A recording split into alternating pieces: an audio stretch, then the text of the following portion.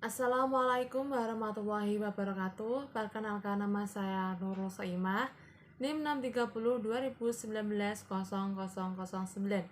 Di sini saya akan mempresentasikan hasil laporan kunjungan usaha terkait pabrik tahu di Desa Jatisari, Kecamatan Ungaran Barat.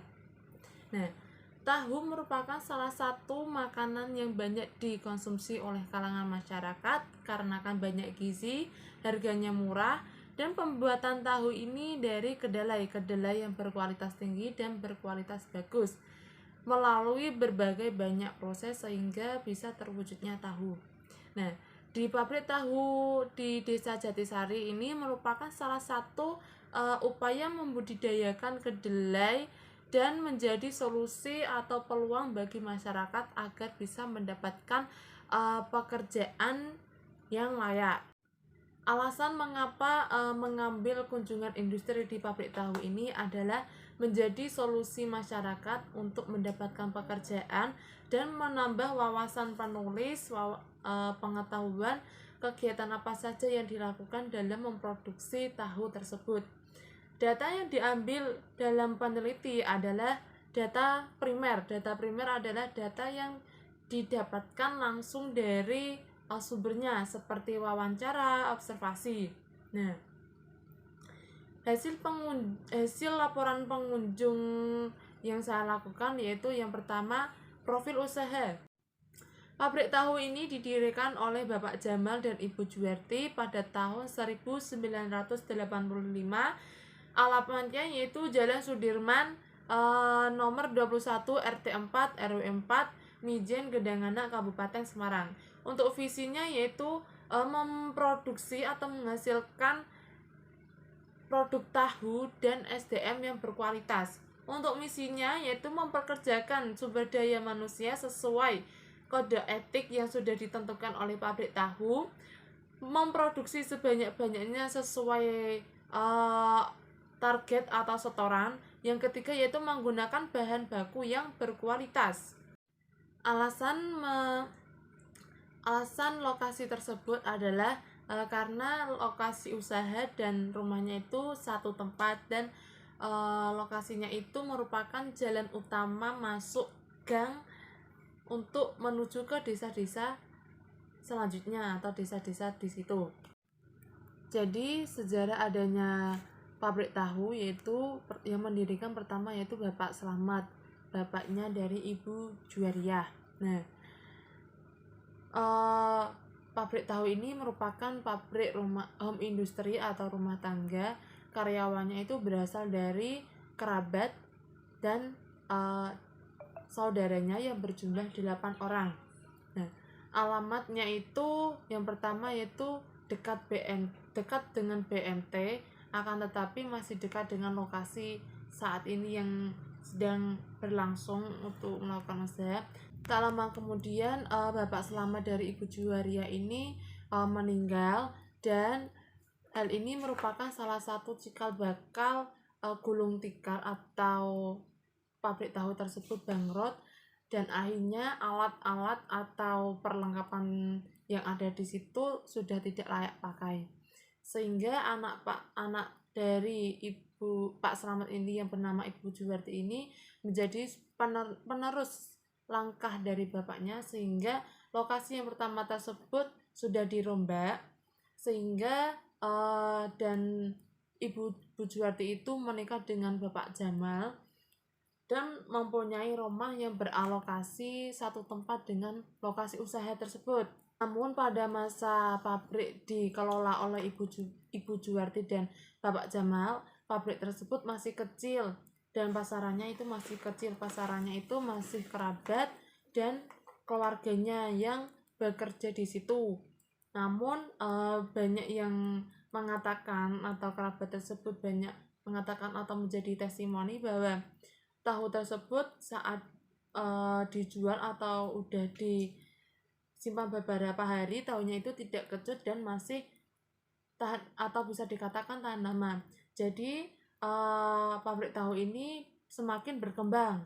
Alasan berdirinya pabrik tahu ini berawalnya yaitu dari kerabat dan sanak saudaranya itu ingin memproduksi tahu. Nah, sehingga Pak Slamet ini juga beropini bahwa tahu itu merupakan salah satu kebutuhan pokok yang banyak digemari oleh masyarakat, dan bahkan itu bisa menjadi makanan kuliner, sehingga Pak Slamet ini segera melakukan atau menjadi pemodal dan memfasilitasi lokasi tersebut, dan pekerja dari kerabat dan saudara itu langsung bisa memproduksi tahunya. Karyawan dari pabrik tahu tersebut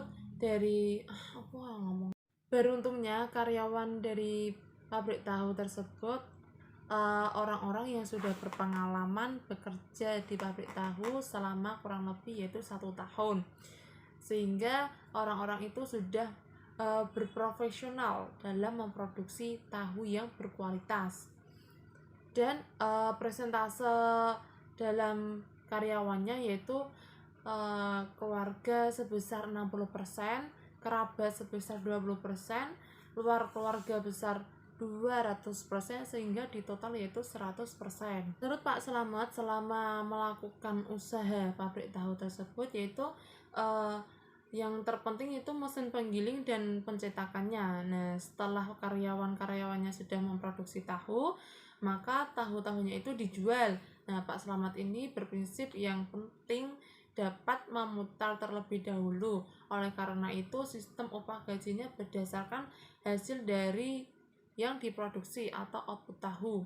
Misalnya yaitu dari karyawan Pak Mudi sudah mencetak tahu 2 masakan dan sudah berbentuk tahu dalam keadaan siap untuk dijual. Nah, dari hasil jual atau untungnya itu disetorkan oleh Pak Slamet. Dari setoran yang diberikan oleh karyawan itu diputarkan kembali sebagai bentuk pokok pembuatan tahu. Jadi kesimpulan pabrik tahu ini merupakan usaha turun-temurun yang telah dikerjakan oleh generasi sebelumnya dan diteruskan kembali. Kemudian yaitu poin strategi pemasaran pabrik tahu di Desa Jatisari. Yang dilakukan oleh Pak Slamet ini yaitu berawal dari menjadi pemodal dan memfasilitasi lokasi dan peralatannya dengan mengumpulkan kerabat serta keluarganya yang berminat untuk membuat tahu. Jadi Pak Slamet ini tidak khawatir untuk menjual atau mendistribusikan tahu yang sudah diproduksi tersebut, karena dari karyawan tersebut memproduksi dan juga menjualnya. Jadi Pak Jamal ini tahunya dalam 1 kide itu kisaran 1 cetakan sebesar 25.000. Untuk sistem upahnya itu sesuai hitungan masakan atau produksi tahu. Nah, contoh yaitu 1 masakan itu kan ada 6 cetakan. Nah, 1 masakan itu bernilai 7.000. Jika 1 hari itu rata-rata per karyawan itu mendapatkan 9 masakan, sehingga 9 masakan tersebut tinggal dikali 7.000. Nah, hasilnya yaitu 63.000. Selanjutnya yaitu kendala usaha yang dialami oleh pabrik tahu di Desa Jatisari. Yang pertama yaitu berdasarkan hasil wawancara kemarin, yaitu pekerja itu kurang bertanggung jawab dalam waktu. Yang kedua, adanya pekerja yang kadang double job sehingga ada karyawan yang kerepotan. Yang ketiga yaitu pembuangan limbah berada di belakang lokasi yaitu sungai, sehingga dapat mencemari polusi udara dan merusak lingkungan. Yang terakhir yaitu bahan baku habis secara mendadak sehingga terkadang karyawan tersebut kewalahan. Selanjutnya yaitu poin awal usaha dan pengelolaan usaha, pengelolaan keuangan. Awal berdirinya usaha pabrik ini memerlukan dana yang sebesar 15 juta. Dari modal tersebut diputarkan lagi sampai mendapatkan laba keuntungan. Dana 15 juta tersebut dikelola untuk membeli peralatan dan perlengkapan rincian modal usaha tahu. Rincian modal usaha tahu ini untuk memulai usaha pabrik tahu tentu dibutuhkan oleh para pengusaha yang akan terjun pada usaha pembuatan tahu. Modal usaha pembuatan tahu ini memang cukup banyak, tetapi keuntungan yang diperoleh juga lebih banyak.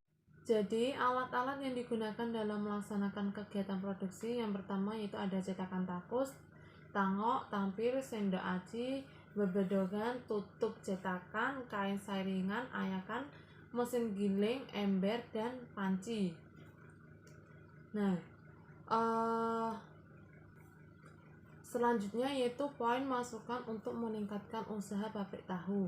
Nah, masukannya yaitu seorang wirausaha itu harus berhati-hati saat menerima karyawan yang dapat kerjasama dengan pihak baru yang nantinya menjadi pelanggan, dengan menetapkan peraturan agar pelanggan itu dapat membayar setoran dengan tepat waktu. Melihat dari kendala yang telah dialami oleh pemilik usaha, yaitu harus memperhatikan pengelolaan keuangan agar dana itu tidak bocor dan atau menempel dengan uang pribadinya.